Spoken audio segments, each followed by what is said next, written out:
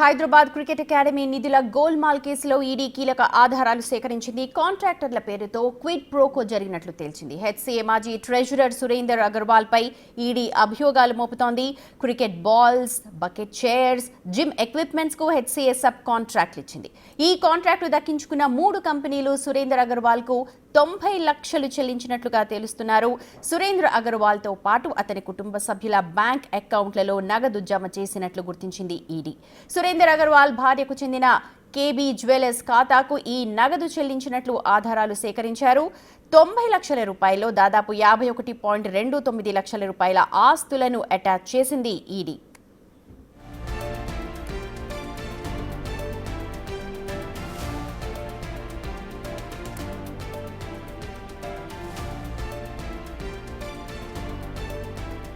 మరో వివాదంలో Hyderabad cricket association చిక్కుకుందనే చెప్పాలి. తరచూ క్రికెట్ అసోసియేషన్ వివాదాల్లో చిక్కుకుంటుంది. అయితే ఈసారి నిధుల గోల్మాల్ కి సంబంధించి ఈడీ ఖచ్చితమైన ఆధారాలను సేకరించింది. కాంట్రాక్ట్ల పేరుతో ఇక్కడ క్విడ్ ప్రోకో జరిగినట్టుగా ఈడీ ఇక్కడ తెలుసుకుంది. హెచ్సీఏ మాజీ ట్రెజరర్ సురేందర్ అగర్వాల్ పై ఈ అభియోగాలు మోపుతోంది ఈడీ. ముఖ్యంగా క్రికెట్ బాల్స్ కొనుగోలు కావచ్చు, అలాగే బకెట్ చైర్స్ కొనుగోలు, జిమ్ ఎక్విప్మెంట్స్ కి సంబంధించి భారీగా గోల్మాల్ జరిగినట్టు క్విడ్ ప్రోకో ద్వారా ఈ డబ్బులన్నీ కూడా మార్పిడి జరిగినట్టుగా ఈడీ తమ విచారణలో తెలుసుకుంది. హెచ్సీఏ సబ్ కాంట్రాక్ట్లందరూ కూడా ఆ విధంగా క్విడ్ ప్రోకో విధంగా డబ్బులు ఇచ్చినట్టుగా తెలుస్తోంది. ఈ కాంట్రాక్ట్ దక్కించుకున్నారు దాదాపు 3 కంపెనీలు. ఆ 3 కంపెనీలు కూడా సురేందర్ అగర్వాల్ కు దాదాపు 90 లక్షలకు పైగా డబ్బులు చెల్లించినట్టుగా తెలుస్తోంది. సురేందర్ అగర్వాల్ తో పాటుగా తన కుటుంబ సభ్యుల బ్యాంక్ అకౌంట్లను కూడా జమ చేసినట్లుగా, ఈ డబ్బులన్నీ కూడా వాళ్ళ అకౌంట్లలో కూడా జమ చేసినట్టుగా ఈడీ గుర్తించింది. సురేందర్ అగర్వాల్ భార్యకు చెందిన కేబీ జ్యువెలర్స్ అకౌంట్ కి ఈ కొంత నగదును కూడా చెల్లించినట్టుగా పూర్తి ఆధారాలు సేకరించింది ఈడీ. మొత్తం 90 లక్షల రూపాయలు, దాదాపు 51.29 లక్షల రూపాయల ఆస్తులను ఇప్పటికే ఈడీ అటాచ్ చేసింది. ప్రస్తుతం హెచ్సీఏ నిధుల గోల్మాల్ కేసులో ఇదొక కీలక పరిణామంగా మనం చెప్పుకోవచ్చు. కాంట్రాక్టుల పేరుతో క్విడ్ ప్రోకో జరిగినట్టుగా ఇక్కడ ఈబీ అభియోగం తెలుపుతోంది. ముఖ్యంగా అప్పటి ట్రెజరర్ సురేందర్ అగర్వాల్ పై ఈ అభియోగాలు మోపుతూ ఉన్నారు. మాజీ ట్రెజరర్ సురేందర్ అగర్వాల్ పై ఈడీ ఈ అభియోగాన్ని మోపుతోంది. ప్రస్తుతం దానికి సంబంధించిన దర్యాప్తు అయితే వేగవంతంగా జరుగుతోంది. ఆ 3 కంపెనీలు కూడా క్విడ్ ప్రోకో ద్వారా భారీగా నగదుని, దాదాపు 90 లక్షల నగదుని సురేందర్ రెడ్డికి సంబంధించిన ఖాతా, అలాగే అతని సన్నిహితులు భార్య, ఇతర బంధువులకు సంబంధించిన ఖాతాలకు ఈ డబ్బులన్నీ కూడా పంపినట్టుగా ఈడీ పూర్తిగా విచారణలో తెలుసుకున్నట్టుగా మనకు ఇన్ఫర్మేషన్ అందుతోంది. దాదాపు 90 లక్షల రూపాయలను 3 కంపెనీలు కూడా సురేందర్ రెడ్డి అకౌంట్స్, అంటే ఆయన సమీప బంధువులకు క్విడ్ ప్రోకో ద్వారా డబ్బులు చెల్లించినట్టుగా తెలుస్తోంది. ముఖ్యంగా సురేందర్ రెడ్డి భార్య కేబీ జ్యువెలర్స్ నడుపుతూ ఉంటారు. కేబీ జ్యువెలర్స్ కి దాదాపుగా క్విడ్ ప్రోకో ద్వారా డబ్బులు సమకూర్చినట్టుగా ఆ 3 కంపెనీలు మనకు తెలుస్తోంది. ప్రస్తుతం సురేందర్ అగర్వాల్ పై ఈ అభియోగాలన్నీ కూడా మోపుతోంది ఈడీ. ఇప్పటికే దాదాపు 57 లక్షలకు సంబంధించి అకౌంట్లు కూడా, ఆస్తులకు కూడా ఈడీ అటాచ్ చేసినట్టుగా మనకు ఇన్ఫర్మేషన్ ఉంది. హెచ్సీఏ నిధుల గోల్మాల్ కేసులో ఇది ఒక ఇంపార్టెంట్ పాయింట్ గా మనం చూడొచ్చు. పూర్తి సమాచారాన్ని మా ప్రతినిధి రానా లైవ్ ద్వారా అందిస్తారు. ఓవర్ టు యు రానా.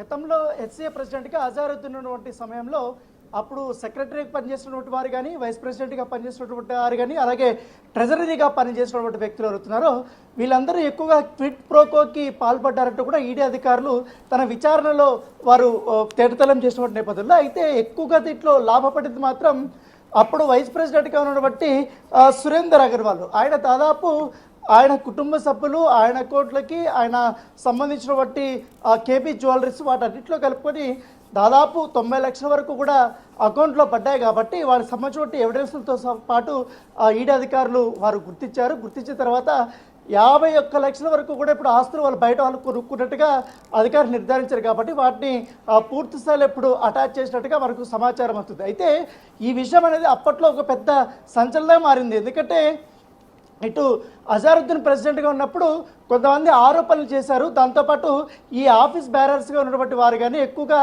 ఈ బాల్స్ కానీ జిమ్ ఎక్విప్మెంట్ కానీ అలాగే స్టేడియంకి సంబంధించినటువంటి దీంట్లో ఎక్కువగా వీళ్ళు అధునాతన సదుపాయాలు కల్పిస్తారనే ఉద్దేశంతో ఈ చైర్స్ను కూడా మేము మారుస్తున్నామంటూ కూడా అప్పుడు దాంతోపాటు ఈ పెయింటింగ్స్ కూడా వేస్తున్నామంటూ కూడా పెద్ద ఎత్తున కూడా వీళ్ళు బిల్స్ అనేది కొన్ని పెట్టారు. ఆ బిల్స్ పెట్టినప్పుడు కొన్ని వ్యత్యాసాలు అనేది అప్పుడు కనపడ్డాయి. దానిపైన అప్పుడు ఉన్నటువంటి ఏజీఎం మీటింగ్లో కూడా పెద్ద రగడ కూడా జరిగింది. రగడ జరిగిన తర్వాత ఏకంగా అప్పుడు పోలీసులు కంప్లైంట్ ఇవ్వడము, తర్వాత పోలీసులు కంప్లైంట్ అయిన తర్వాత ఉప్పల్ పోలీస్ స్టేషన్లో కూడా ఒకరికొకరు కంప్లైంట్ చేసుకోవడము, దీంట్లో ఖచ్చితంగా కూడా నిధుల గోల్మాల్ జరిగింది, అవినీతి జరిగింది. దాంతోపాటు కేవలం మనము క్రికెట్ బాల్స్ కానీ జిమ్ ఎక్విప్మెంట్ కానీ వీటి గురించి మనం ఆలోచిస్తున్నాం కానీ ఈ సెలక్షన్ ప్రాసెస్లో కూడా పెద్ద ఎత్తున కూడా గోల్మాల్ జరిగింది. పెద్ద ఎత్తున కూడా వీడు అమౌంట్లు అనేది వీళ్ళు కలెక్ట్ చేస్తున్నారంటూ కూడా వీళ్ళపైన అనేక రకాలైనటువంటి ఆరోపణలు వచ్చినప్పుడు నేపథ్యంలో సో ఈ ఉప్పల్ పోలీస్ స్టేషన్లో నమోదైనటువంటి కేసుని ఈడీ అధికారులు పూర్తి స్థాయిలో వాళ్ళు దర్యాప్తు చేశారు. దర్యాప్తు చేసిన తర్వాత పెద్ద ఎత్తున కూడా వ్యత్యాసం అనేది కనపడినట్టుగా మనకు సమాచారం ఉంది. దాని తగ్గట్టుగానే ఇప్పుడు పూర్తి స్థాయిలో ఇవన్నీ కూడా అటాచ్ చేసినటువంటి నేపథ్యం కాబట్టి అనేక రకాలమైనటువంటి విచారణలు కేవలం సురేందర్ అగర్వాల్ ఒక ట్రెజరర్, మాజీ ట్రెజరర్, మీరు అన్నట్టుగా అప్పుడు చాలా ఆరోపణలు కూడా ఎదుర్కొన్నారు. ఒక్క ట్రెజరరేనా ఇంకా ఇంటర్ లింక్స్ లోపల ఇంకెవరైనా ఆఫీస్ సంబంధించిన వాళ్ళ పేర్లు కూడా బయటకు వస్తూ ఉన్నాయా?